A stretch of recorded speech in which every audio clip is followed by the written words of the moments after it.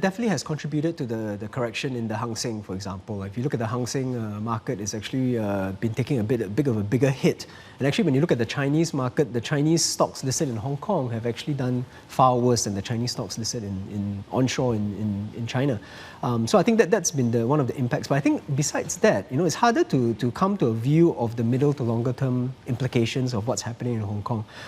All I can say is that from anecdotal evidence, from conversations I've had with people who are based in Hong Kong, whose businesses are based in Hong Kong, I think they're starting to reevaluate whether or not they want to stay in Hong Kong for those who don't have to be there specifically, or maybe even to possibly set up another office here in Singapore. So that's quite significant.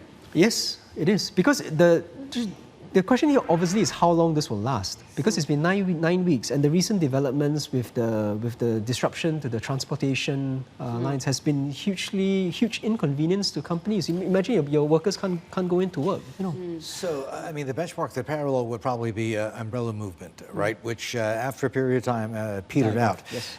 It's apples and oranges, I know, because I mean the composition of the protest this time it has much broader support. Civil servants, for God's sake, right? Yes.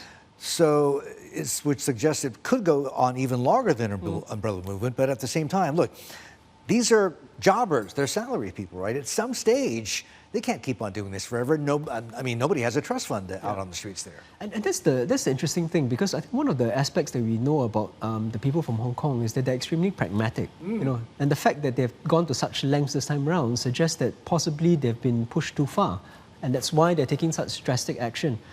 So I know there's one school of thought which suggests that when school restarts in September, maybe things would die down a bit because students have to go back to school.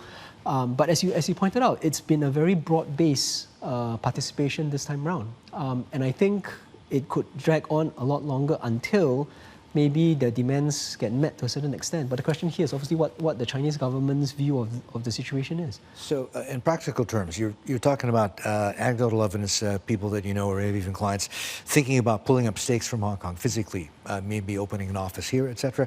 What about money? Is that starting to run from Hong Kong? And where's it going? I think there's some conversations in that regard. Yeah. And Singapore is actually one of the possible destinations. I mean, Singapore and Hong Kong has always been at the forefront in competition in terms of the wealth management part of the business. And I think that's one that's going to be rekindled because of the issues that we're seeing in Hong Kong. Hi, I'm Emily Tan, and thanks for watching CNBC. You can check out more of our videos by clicking on the boxes on the screen. And don't forget to subscribe to the channel for more. Thanks for watching.